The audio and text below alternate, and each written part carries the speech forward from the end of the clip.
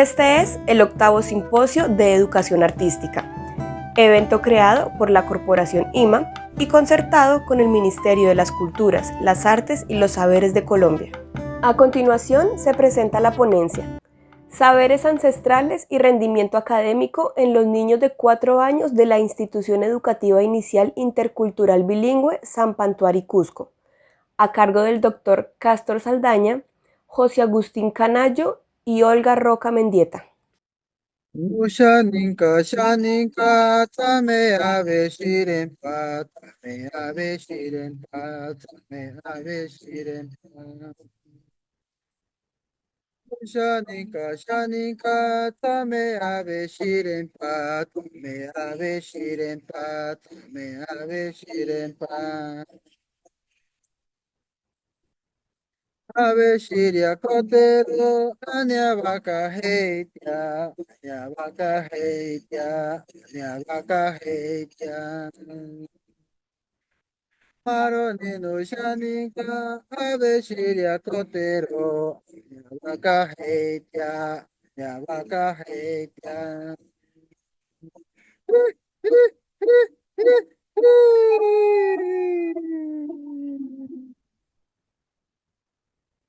Muy buenos días a todos los presentes. En esta oportunidad les saluda el profesor José Agustín Canayo de la especialidad de Educación Inicial Intercultural Bilingüe, acompañado de la maestra Olga Melisa Roca Mendieta. Muy buenos días a todos los presentes. En esta oportunidad vamos a empezar con nuestra ponencia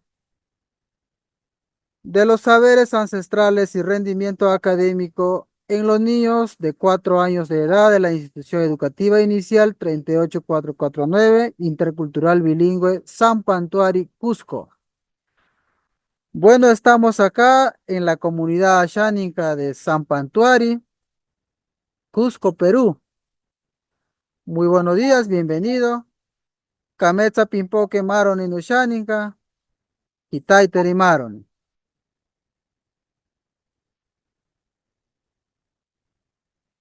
Siguiente, tenemos el planteamiento del problema con las variables saberes ancestrales y rendimiento académico, para lo cual en nuestro planteamiento de problema lo que hemos podido considerar es que en la actualidad la educación infantil tiene como finalidad básica conseguir el desarrollo integral de los niños en la edad preescolar. En este desarrollo integral, es entendido como el desarrollo de toda la capacidad del ser humano, tanto físico como intelectual, social, moral y afectiva. Ovejero 2010. Como se puede ver en nuestra institución educativa, los saberes ancestrales casi que como no se viene aplicando en la institución educativa.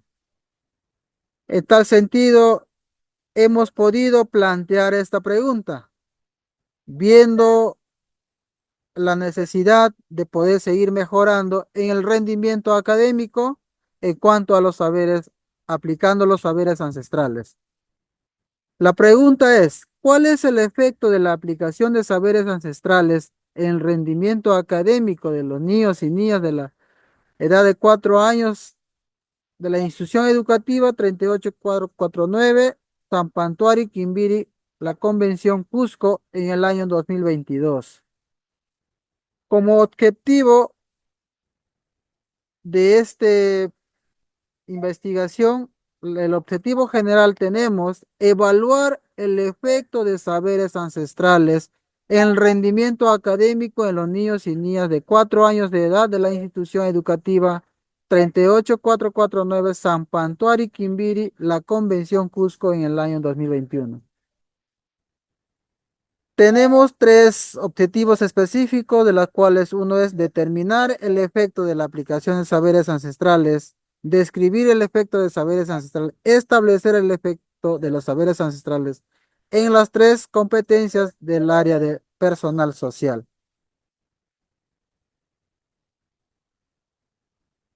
En el marco teórico tenemos considerados los variables de saberes ancestrales y el rendimiento académico como variable independiente. Reyes 2023 opina que el rendimiento académico es un indicador del nivel de aprendizaje alcanzado por el alumno.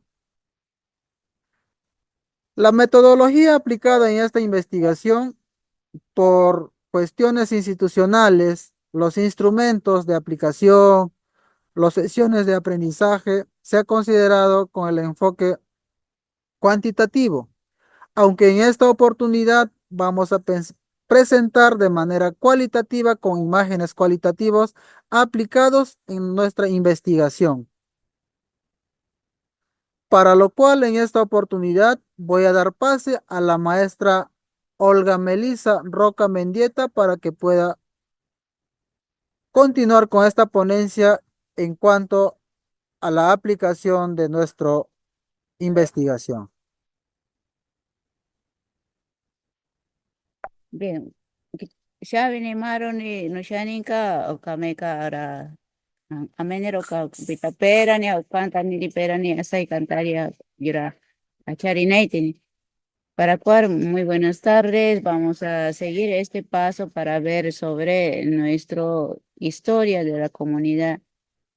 Para eso hemos involucrado a la población de nivel inicial 3 años, 4 años, 5 años, para llevarlo a una casa donde está pues los sabios para que pueda escuchar los niños los, las historias que la comunidad nativa San Pantual. ¿Por qué se llama San Pantual? Ahí vemos conociendo por el que se llama San Pantuario. ¿Por qué se llama la comunidad nativa San Pantuario? Por el río, ¿no? Y hemos llevado el río conociendo como el río donde es, el niño tiene que percatarse, ver si es cierto o no es cierto, ¿no? ¿Por qué se llama eso, no? Y de ahí cómo vive la Xáninca, ¿no? Teniendo las chozas, cómo viven los Asháninca, con qué material está hecha su casa, ¿no? Y ahí los niños conocen cómo, identificándose con cómo viven los Asháninca, ¿no? Después de eso, descubriendo el Asháninca, ¿no? ¿Cómo somos y cómo es Asháninca? ¿Cómo viste y cómo es la persona, ¿no? Sabiendo eso, los niños descubren eso y venimos a ver pensamos, cómo conoce y después se identifica. Y también después de identificarse como Asháninca y cómo son Asháninca, cómo se viste y cómo se maquillan. Entonces, ahí estamos pues el diseño, ¿no? La forma de vestimenta de los varones y las mujeres. ¿Qué diferencia, no? Después de eso pasamos a ver pues, sobre, ¿cómo se llama? Ver el maquillaje, ¿no? Practicando esa iconografía de los diseños, la misma diseño que tiene lo que lleva la mujer y los varones practican en maquillaje, iconografía, ¿no? Y están practicando los niños y también a la niña con la maestra, ¿no? También ¿cómo se llama? Vemos ¿cómo se llaman? Productos de la comunidad, ¿no? ¿Qué hay, qué produce en la comunidad, ¿no? Ahí está pues, la yuca, caniri, shinki, kemi y parente, ¿no? Eso es lo que se produce en la comunidad, ellos, los alimentos. Y las aves también, los animales existen en la comunidad. ¿Qué hay? ¿Para qué sirven los animales? ¿No? ¿Para qué? Es para alimentarse y también pues nos arregla también eso, los aves y también enseñar cómo respetar a los animales. Después de eso venimos practicando el de tiro de flecha y viendo pues ancestralmente practican ah, el tiro de flecha. Anteriormente no había pues como ahora la facilidad, ¿no? Escopeta, anteriormente cazaban con trampa, con la flecha, y después ahora están practicando cómo es cazarse, ¿no? Y así. Aquí vemos, están practicando eh, tiro de flecha, cazando con los peces, ¿no? No solamente los animales, sino también pues, los peces, antes como con qué cazaban, ¿no? Con la flecha. Y también acá, pues, también los niños están, pues, disfrutando a la caza, ¿no? Después de casa y después practicamos la convivencia, compartir. Los niños aprenden a compartir desde el inicio, ¿no? Cómo comparte lo que hay, lo que ha casado y comparte para todos. Y también los juegos ancestrales. Ancestrales está pues, ¿cómo se llama? Pelota de hoja y también pues chotancaveronchi, hijonequinchi, pues ¿cómo se llama? Joncaveronchi. Y ellos anteriormente practicamos eso, pero ahora ya no están pues, ahora estamos pues rescatando nuestros juegos ancestrales, ¿no? Y ahí están los niños, se disfrutan mejor con sus compañeros, tan felices. Y acá vemos también juegos ancestrales encestado, ¿no? De pelota, ¿no? Como digo, había hechas de hoja de plátano y encestrar, ¿cómo se llama? Encestar pelota y como danzar pelota y medir su físico, ¿no? Y como básquet, ¿no? Y, y acá también pues están pues los niños practicando al ver que están pues el niño están disfrutando. Y acá también vemos la música, eso es importante también, la música, destacar la música y también danza, ¿no? Que realmente anteriormente no había danza como ahora, ¿no? Es bailar con la música, anteriormente se disfruta mejor, ¿no? Con los niños y con soncare, con tambor o maticanche, ¿no? Y aquí están los niños, están pues, después de música va a pasar como danza, creando sus creatividades pasaciones. Bien, después de eso pasamos practicando de dibujos con materiales autóctonos, ¿no? Arcilla, ¿no? De pichitzari, pichitzari con puchutaro que teñido, ¿no? Y ahí están los niños haciendo su iconografía, ¿no? Eh, ahí ves diseños, los iconografías, los diseños. Y los niños disfrutan ¿no? Pintando sus pinturas naturales. No es necesario que ir para comprar y mucho gasto, ¿no? Pero ahí tiene materiales en alcance de ellos, ¿no? Bien, le voy a pasar a mi colega, al maestro José, para que pueda concluir sobre conclusiones. Muchísimas gracias, Pasonki.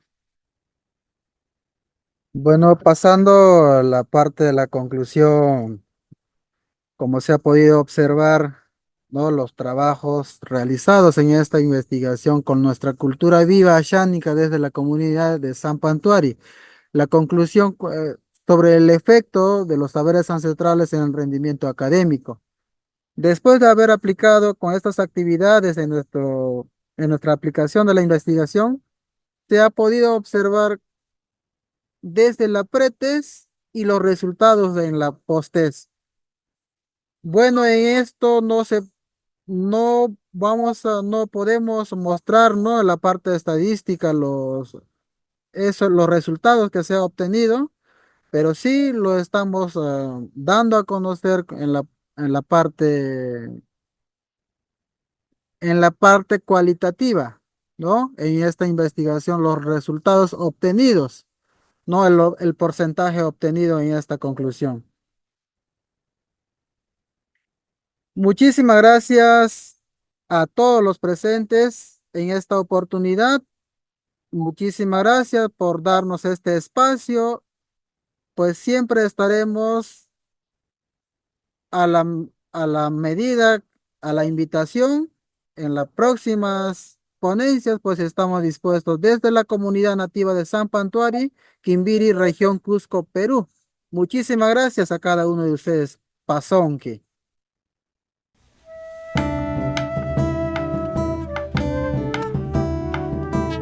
Gracias por acompañarnos en el 8º Simposio de Educación Artística, evento creado por la Corporación IMA y concertado con el Ministerio de las Culturas, las Artes y los Saberes de Colombia. A continuación, presentación del libro Kashiri, la aventura de pintar un mito amazónico, a cargo del doctor Cástor Saldaña. Buenos días con todos los presentes. Voy a dar comienzo a la presentación de esta ponencia libro. Mi nombre es Castro Saldaña Sousa, docente e investigador en Educación Inicial Intercultural Bilingüe en la Escuela de Educación Superior Pedagógica Privada Cuna de la Libertad Americana en Ayacucho, Perú. Agradecer también al Ministerio de Cultura de Colombia y a la Corporación IMA por la invitación a este evento, al Simposio de Educación Artística en su 8ª edición, del cual ya he tenido el honor, la oportunidad de presentarme en ediciones anteriores. Comenzar diciendo, a modo de síntesis, que la presentación de este libro es fruto de una tesis en investigación artística en la modalidad de pintura, en artes plásticas y visuales pintura, en la Escuela de Bellas Artes de Ayacucho, Felipe Guamán Poma de Ayala. La tesis se sustentó en diciembre y estamos presentándola ahora como libro en esta primera edición. Hay muchas más cosas por sacar que ya será más adelante. Y a modo de esquema, el título que le he dado, La aventura de pintar un mito amazónico, tiene varias partes. No solo es el taller en sí, la obra que ahora vamos a ver y a explicar, sino es todo lo que se ha vivido, el proceso que se ha seguido hasta que se ha llegado a culminar, ¿no? Entonces, la primera etapa de la aventura es el trabajo de campo etnográfico, de que parto del presente etnográfico, recojo los mitos orales, el mito Kashiri en este caso, a partir de un trabajo de campo con la comunidad xánica de San Pantuari. Desde el punto de vista fenomenológico, apelo a validar a la experiencia vivida en relación al mito también como una fuente de inspiración artística y estética. De ahí otra parte, viene ya parte del proceso, es la transcripción del mito oral a la parte escrita, donde se hace un análisis hermenéutico identificando los mitemas, para luego ubicar los personajes principales, secundarios, acciones. Tercero, pasamos ya al proceso de creación artística con los fundamentos visuales, que vamos a explicar ahora más adelante. Y por último, un análisis de la obra ya más teórico-metodológico utilizando el método de Panofsky, con los 3 niveles preiconográfico, iconográfico e iconológico. Una última dimensión crítica, que no está recogida ni en el libro ni en la tesis y que uno se da cuenta a posteriori, pero que influyó antes, durante y después, y que a veces no lo hacemos, lo dejamos pasar de lado, y son procesos académicos institucionales, una hipótesis de colonialidad interna, en relación a la Escuela de Bellas Artes Felipe Guamán Poma de Ayala de Ayacucho, Perú. Solamente lo voy a dejar reflejado, y es que este trabajo ha sido gracias también, bueno, ha influido la jefa de artista profesional de pintura al poder sugerirme un docente pertinente para 5º año de taller con anticipación en enero, del cual tengo aquí la solicitud registrada por mesa de partes, su número de registro.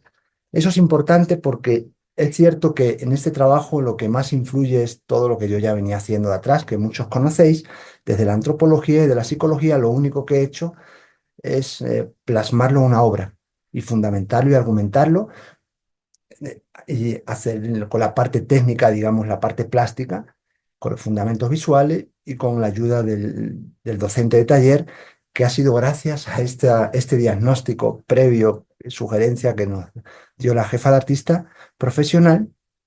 Y después otro detalle más que en una reunión con las autoridades, debido a un diagnóstico que yo hice de un docente de práctica profesional, nos reunimos con las autoridades donde el director sugería que yo hiciera las prácticas de psicología del arte y la institución. No estaba de acuerdo porque yo no estaba para eso. Mi idea era pintar y hacer esto que voy a presentar. Y justo intervino otra vez la jefa de artista profesional con su buen ojo clínico para sugerir de manera verbal, no se hizo acta, que hiciera mis prácticas y me abocara a mi tesis, tanto en la institución como en mi domicilio.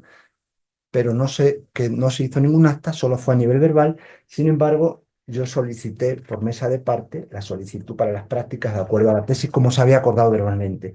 Es importante porque son procesos paralelos que quedan solapados y que influyen a la hora de hacer producciones científicas, artísticas, literarias, cuando están influidos a nivel, cuando dependen todavía de las instituciones académicas. Otra cosa es lo que va a pasar después de aquí, ¿no?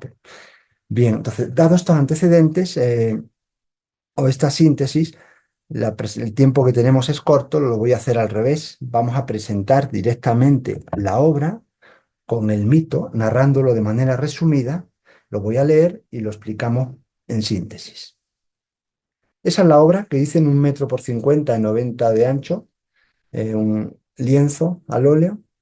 Es el mito Kashiri, que dice así: el mito habla de la luna Kashiri, que en el mundo asiánica es varón y se presenta en forma de joven, guapo y apuesto, a la casa de una joven asiánica de 15 años.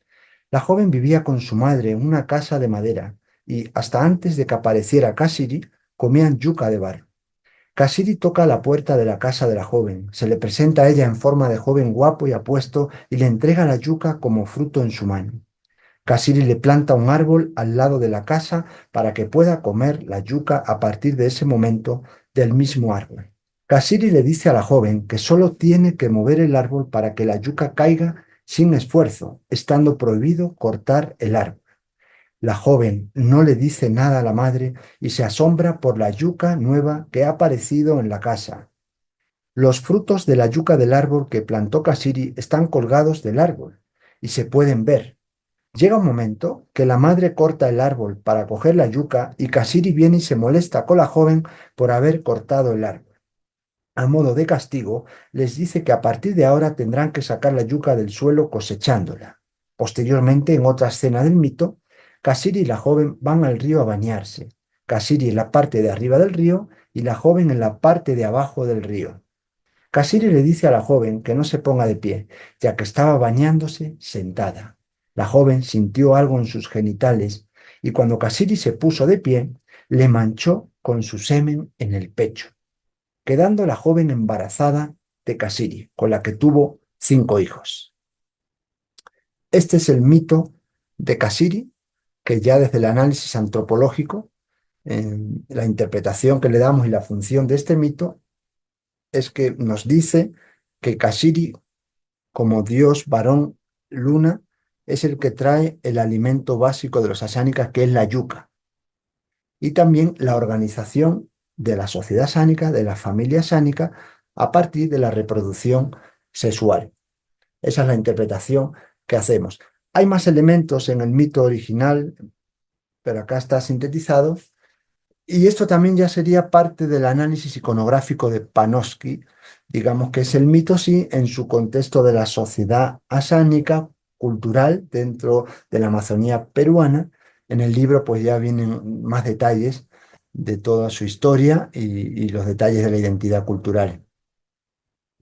Pasamos a explicar sintéticamente el proceso de ejecución de la obra artística, donde se empezó con unos estudios preliminares. Después de haber hecho esta primera aventura, digamos, del trabajo de campo, de ir a la selva, convivir con los asánicas, yo ya llevo también 2, 3, 4 años, ya tengo un recorrido, digamos que aproveché ya esa parte, pero lo focalicé en los mitos, ¿no? Y ya despertando más una actitud incluso fenomenológica de empaparme del paisaje, esa inspiración artística, estética, con la ayuda del docente de taller, que al final se convirtió también en mi profesor de práctica profesional y supervisor. Se hicieron varios estudios, yo lo iba relatando, hicimos varias figuras. Aquí en el estudio preliminar salieron mucho más elementos compositivos. Es un estudio prefigurativo, lineal, gestual.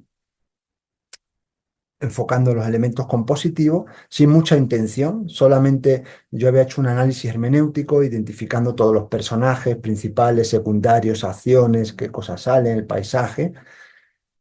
Este estudio preliminar, como bosquejo o boceto, no, como bosquejo más bien, pasamos a la elaboración del boceto, donde quitamos más elementos y lo focalizamos ya pensando más en los fundamentos visuales, y ya en cartulina Canson aplicamos ya una armonía cromática diluida a color, estableciendo ya las formas, los planos, y bueno, así quedó el boceto definitivo.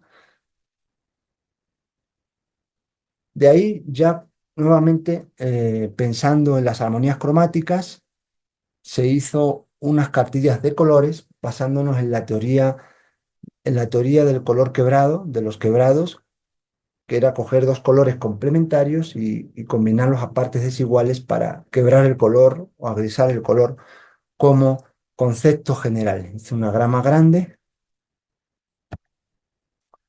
Después de eso, pasamos a la composición ya en el lienzo de 1,50 m por 90, donde el dibujo se hizo con lápiz Pit color sepia. Es un dibujo lineal. En cada proceso se iban retocando detalles, se iban modificando y se iban corrigiendo, ¿no? Y siempre había correcciones, ¿no? Entonces, una vez que se hizo el dibujo en el lienzo, pasamos a fijarlo. La fijación se hizo con trementina y pura, con siena tostada en óleo, en Winsor, donde ya fijamos el dibujo, el polvillo de la tiza pastel, ¿no? Del lápiz Pit color sepia. De ahí pasamos a la etapa del manchado, que consistió en una escala monocromática de siena tostada, en una gradación tonal, donde ya establecíamos los planos de primeros planos y planos últimos en base a mayor luz o menos luz, oscuridad o luminosidad, ¿no? Y ya se iban estableciendo las formas.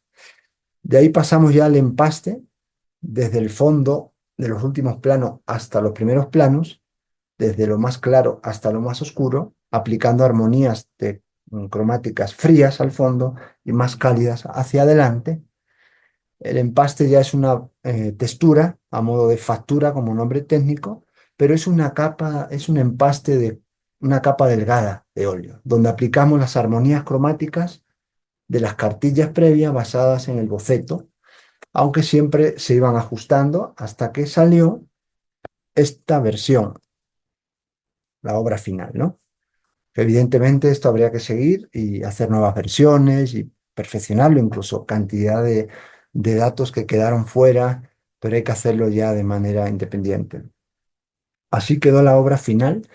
De ahí pasamos al análisis ya de los fundamentos visuales en el tipo de composición sobre el que se hizo la obra, que era un triángulo equilátero que abarcaba a los personajes principales y secundarios, otro triángulo inferior que sutilmente o imaginariamente conectan las miradas de los personajes, y la composición doble superior, inferior, técnicamente está pensada así para indicar que es un ser divino sobrenatural que entrega dones, regalos al ser humano y darle esa magnificencia.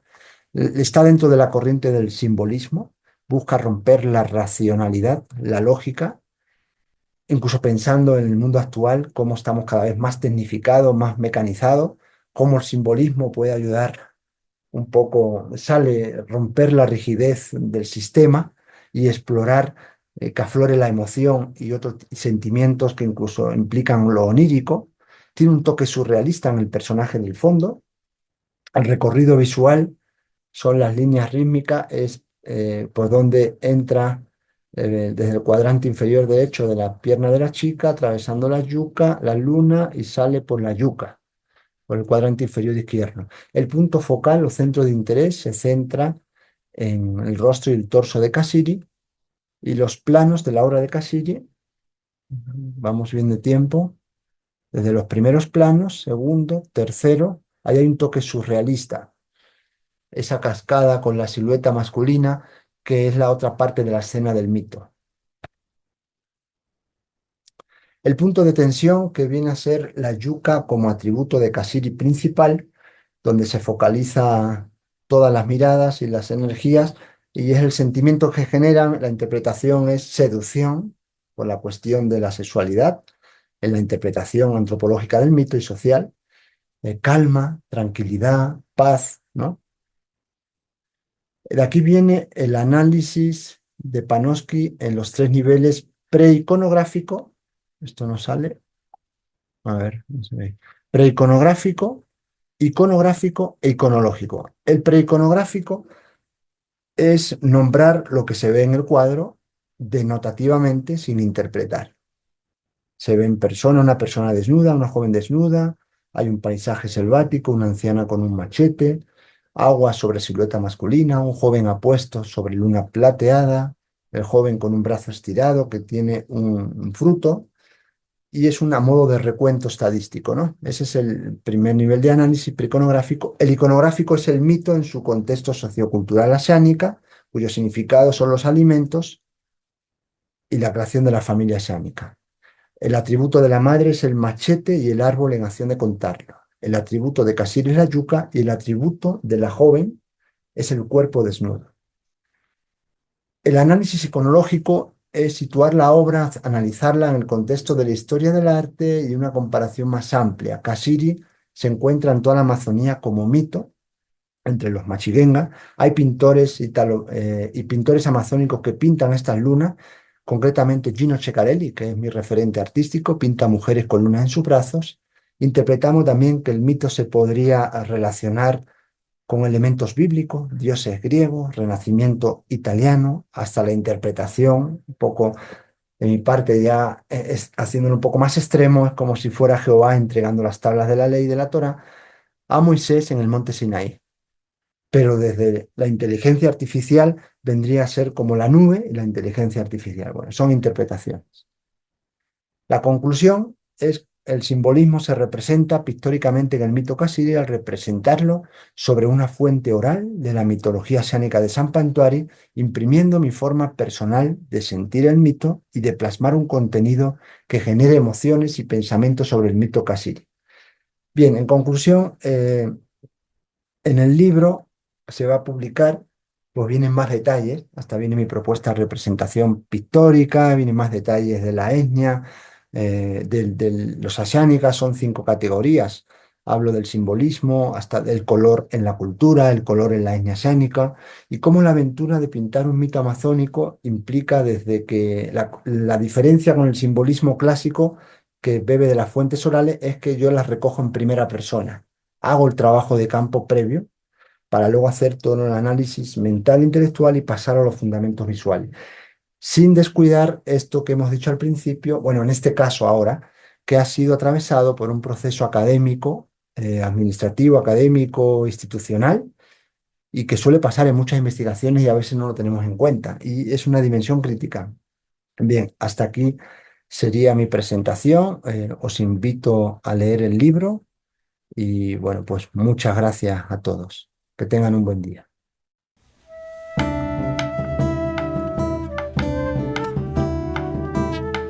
A continuación, la ronda de preguntas se realizará por Zoom, cuyo enlace se encuentra en la página de Facebook del simposio.